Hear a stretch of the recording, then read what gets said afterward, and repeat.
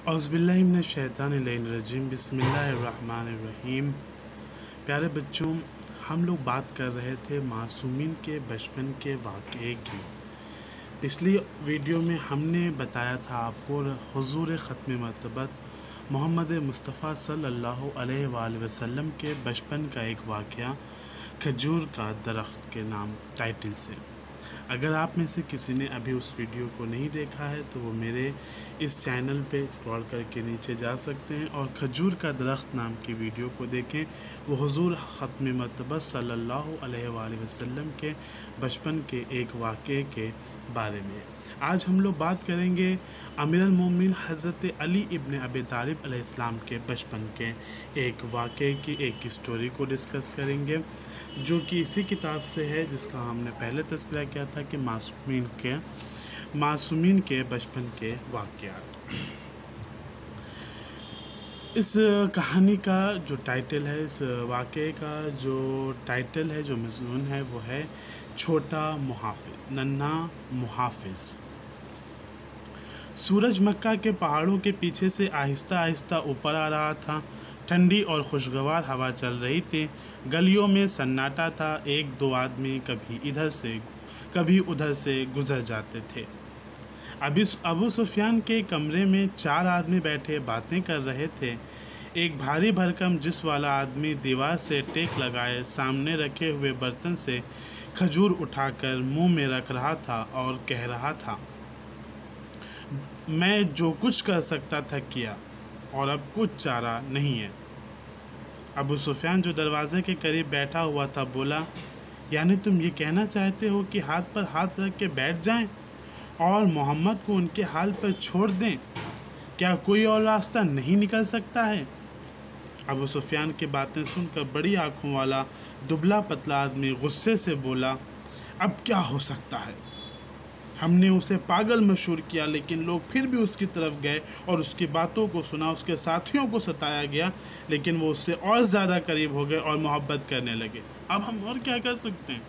ہم نے اس کے ساتھیوں کو ستایا، ہم نے جو ہے اسے نعوذ باللہ من ذالک مجنون بتایا، ہم نے اس کو جادوگر تک کہا، ہم نے اس کو شاعر تک کہا، لیکن ہماری تمام اسکیمیں فیل ہو گئی اور لوگ محمد صلی اللہ علیہ وآلہ وسلم کے پاس ویسے ہی آتے رہے، یہاں تک کہ جب ہم نے ان کے ساتھیوں کو ستایا، ٹارچر کیا، تو بجائے اس کے کہ وہ ان سے رسول پاک صلی اللہ علیہ وسلم سے منحرف ہوتے، ان سے دوری اختیار کرتے، وہ اور زیادہ نبی پاک صلی اللہ علیہ وسلم کے قریب ہو گئے۔ یہ کچھ لوگ جو ہے ابو سفیان کے گھر میں اکٹھا ہو کر نبی پاک صلی اللہ علیہ وآلہ وسلم نے جب مشن شروع کیا ہے، اپنا اسلام کا پیغام دینا شروع کیا ہے، تو وہ نبی پاک صلی اللہ علیہ وسلم سے بچنے کے لیے، ان کے مشن سے روکنے کے لیے اسکیم بنا رہے ہیں۔ ابو سفیان کے گھر میں جمع ہو کر کچھ لوگ۔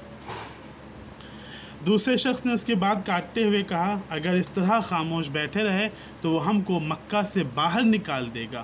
پھر وہ زور سے ہنسنے لگا۔ اس کے دوست غصے سے اسے دیکھنے لگے۔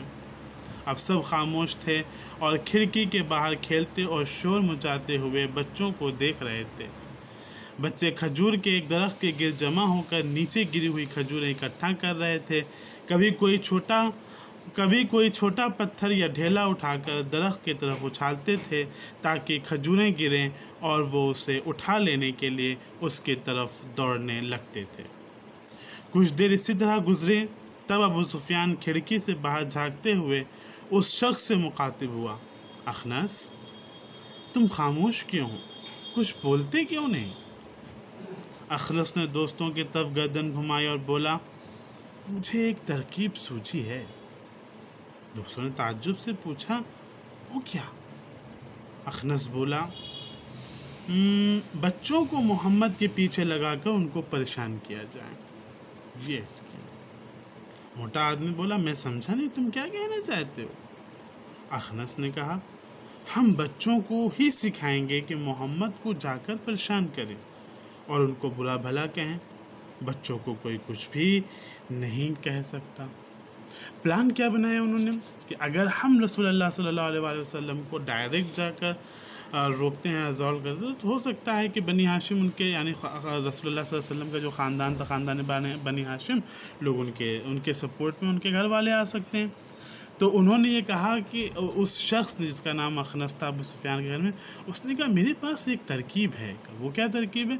کہا ہم کیوں نہ مکے کے شریر بچوں کو محمد کے پیچھے لگا دیں، ان سے یہ کہیں کہ وہ رسول اللہ جب محمد گھر سے باہر نکلیں تو نعوذ باللہ ان کی طرف پتھر پھینکیں، ان کی ابا کو کھینچیں، ان کے پیچھے تالیاں بجائیں۔ اب ذرا آپ خود سوچیں کہ انہوں نے اپنے ذہن سے کیا، ایک انسان، ایک عام سا شریف سا انسان بھی اگر اچھا ویل ڈریسڈ ہو کر باہر نکلے اور اس کے پیچھے 40-50 بچے، کوئی پتھر مار رہا ہے، کوئی دامن کھینچ رہا ہے، کوئی تالی بجا رہا ہے، کوئی ہنس رہا ہے، کوئی اس کے گرد چکر لگا رہا ہے، تو اگر وہ ہمارے سامنے سے بھی گزر جائے تو ہر سوچنے والے کے ذہن میں یہی آئے گا کہ نعوذ باللہ میں ہوگا کوئی پاگل ہوگا جس کو بچے پریشان کر رہے ہیں، یعنی اس کی شخصیت کو مجروح کرنے کے لیے یہ کیا گیا۔ تو انہوں نے کیا کہا کہ بچوں کو ان کے پیچھے لگا دیتے ہیں، اس سے ایک طرف تو بڑے لوگوں میں ان کی شخصیت مجروح ہوگی، دوسری طرف اگر محمد صلی اللہ علیہ وآلہ وسلم پیچھے مڑ کے ان بچوں کو مارتے ہیں، پیٹتے ہیں، ڈھکیلتے ہیں، ٹارچر کرتے ہیں، تو ہم کہیں گے دیکھو ہم نہ کہتے تھے نعوذ باللہ من ذالک یہ مجنون ہے، کس طریقے سے بچوں سے لڑ رہے ہیں، کس طریقے سے چھوٹے چھوٹے بچوں سے ہاتھا پائی کر رہے ہیں، ان کی عمر دیکھو کہاں یہ اتنے بڑے، کہاں ان چھوٹے چھوٹے بچوں کے منہ لگ رہے ہیں، انہیں شرم بھی نہیں آتی۔ تو اس طرح سے یہ، اور اگر وہ شکایت لے کر ان کے والدین کے پاس آتے ہیں کہ دیکھیے آپ کے بچے نے ہمیں پریشان کیا یا ایسا کر رہے ہیں، تو ہم ان سے کہہ دیں گے ارے بہت شریر بچہ ہے، بڑے شیطان ہیں، بڑے نالائق ہیں، بہت سمجھاتے ہیں نہیں سمجھتے، چلیے ٹھیک ہے، اور پھر ان کو سامنے بولا اے مارنا، اگلی بار سے ایسا نہیں ہوگا، تھوڑا بہت ڈانٹ دیں گے اور اس کے بعد اگلے دن باہر سے وہی شروع ہو جائے گا۔ یعنی ہر طرح سے انہوں نے ایک ایسی اسکیم بنائی کہ نبی پاک صلی اللہ علیہ وآلہ وسلم کو گھر سے نکلنا مشکل کر دیا جائے۔ اگر آپ وہ گھر سے نکلتے ہیں، بچے الجھیں گے، بچے سے آپ الجھتے ہیں تو کہیں گے نعوذ باللہ آپ مجنون ہیں، دیکھو بچوں سے لڑائی کرتے ہیں، شکایت لے کے آئیں گے تو کہیں گے تو بچوں کا معاملہ ہے، ہمیں اس میں بیچ میں نہیں پڑنا چاہیے۔ اس طرح سے ان لوگوں نے یہ پروگرام بنایا۔ ابو سفیان خوشی سے تالی بجانے لگا اور بولا واہ کتنی اچھی ترکیب ہے، ویری گڈ۔ پیغمبر خدا غار حرا سے مکہ آ رہے تھے، شہر میں کافی بھیڑ تھی، لوگ اپنے اپنے گھر کا سامان خریدنے میں مشغول تھے۔ بعض لوگ پیغمبر خدا کو دیکھ کر ان کے سامنے جاتے اور سلام کرتے، اور بعض منہ بناتے ہوئے گزر جاتے۔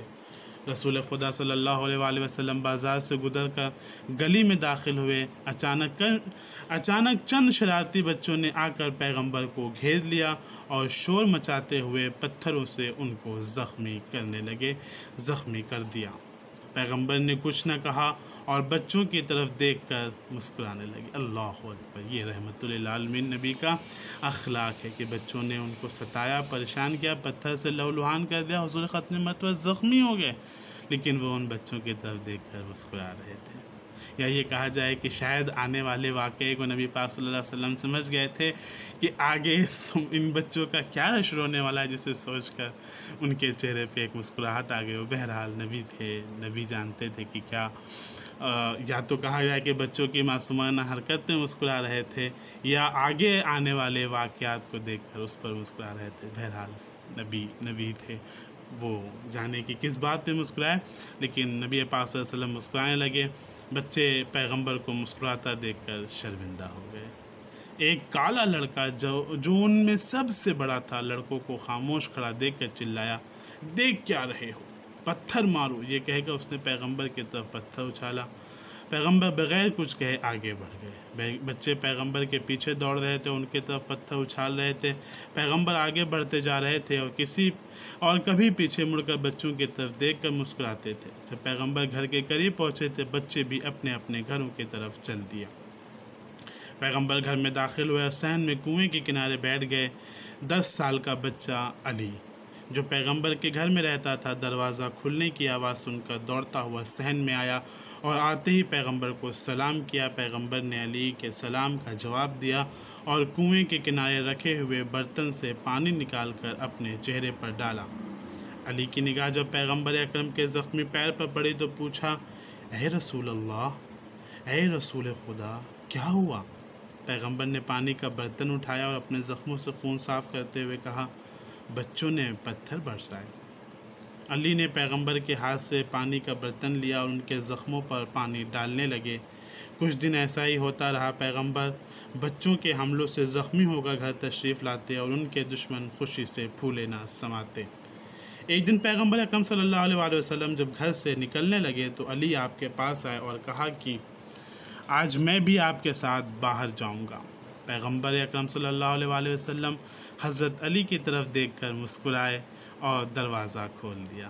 کچھ نہیں کہا، نہ اس میں منع نہیں کیا، انکار نہیں کیا، بس جب حضرت علی نے کہا کہ آج میں بھی آپ کے ساتھ چلوں گا، پیغمبر سمجھ گئے حضرت علی کا پلان کیا ہے، حضرت علی کا پروگرام کیا ہے۔ 10 سال کا بچہ، حضرت علی خود 10 سال کے اس وقت ہے۔ پیغمبر مسکرائے، دروازہ کھول دیا، آگے آگے پیغمبر ہیں، پیچھے پیچھے حضرت علی علیہ السلام ہیں، اب بازار سے جا رہے ہیں۔ ابھی کچھ دور ہی چلے تھے کہ بچے کھیلتے ہوئے دکھائی دیے۔ بچوں نے جیسے ہی پیغمبر کو دیکھا ان کی طرف دوڑے اور شور مچانے لگے۔ حضرت علی فوراً پیغمبر کے آگے کھڑے ہو گئے اور بچے انہیں دیکھ کر چپ ہو گئے۔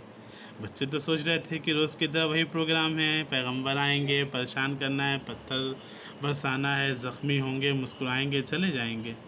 لیکن وہ یہ نہیں سمجھ رہے تھے کہ آج تھوڑا سا پلان میں چینج کیا گیا ہے، آج پلاننگ کچھ الگ طریقے سے کی گئی ہے۔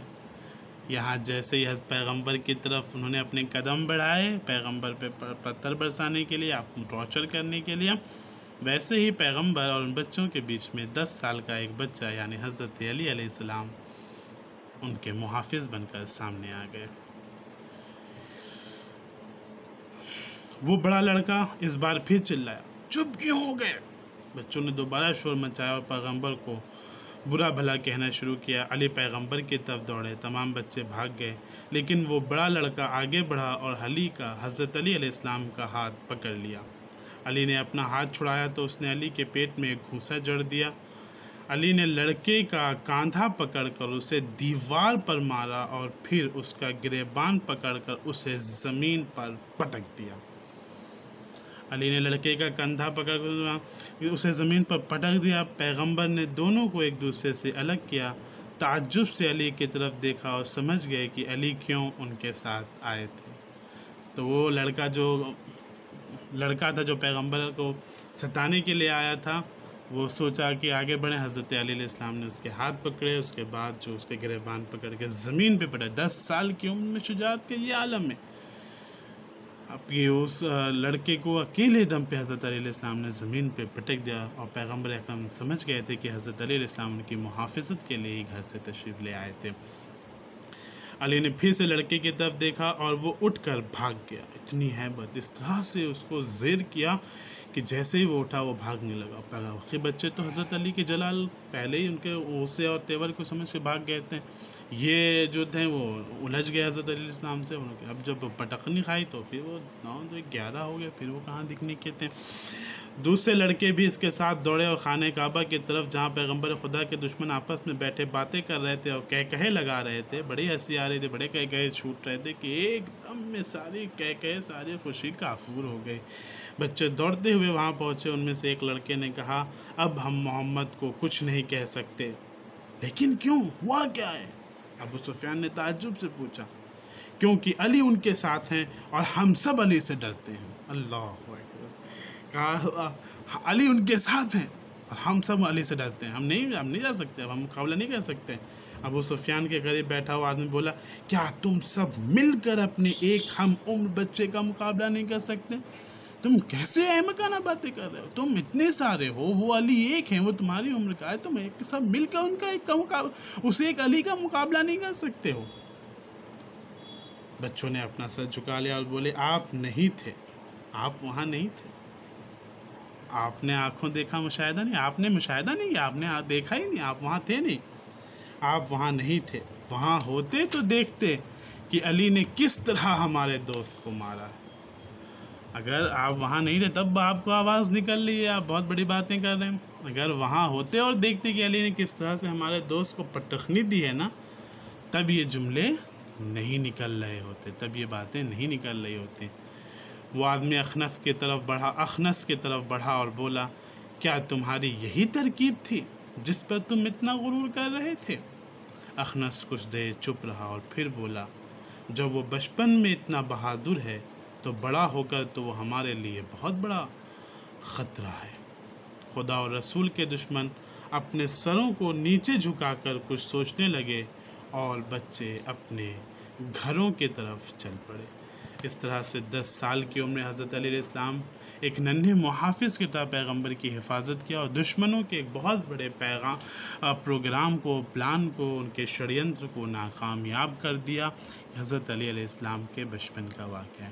انشاءاللہ الرحمن جب ہم اگلے ٹرم پر ملیں گے یعنی اگلی ٹیوزڈے کو، تو ہم شہزادی فاطمہ زہرا سلام اللہ علیہا کے بچپن کا ایک واقعہ آپ کے خدمت میں پیش کریں گے۔ تب تک آپ اس واقعے کو سنیں اور بہت ساری چیزیں اس سے سبق لینے کی کوشش کریں۔ اللہ تبارک و تعالیٰ کے بارگاہ میں یہی دعا ہے کہ اللہ تبارک و تعالیٰ ہم سب کو اہل بیت علیہم السلام کے راستے پر چلنے کی توفیق عنایت فرمائے، ہمیں معرفت اہل بیت علیہم السلام، معرفت خدا اور رسول حاصل کرنے کی توفیق عنایت فرمائے۔ امام زمانہ عجل اللہ تعالیٰ فرجہ شریف کا جب ظہور ہو، ہمارے اعمال اس قابل ہوں کہ ہم ان کے عوام انصار میں شامل ہو سکیں۔ الحمدللہ رب العالمین۔ شکریہ والسلام۔